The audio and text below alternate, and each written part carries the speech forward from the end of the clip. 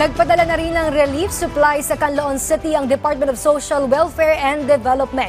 Si Zoana Rose Lopez ng PIA Central Visayas sa Balitang Pambansa.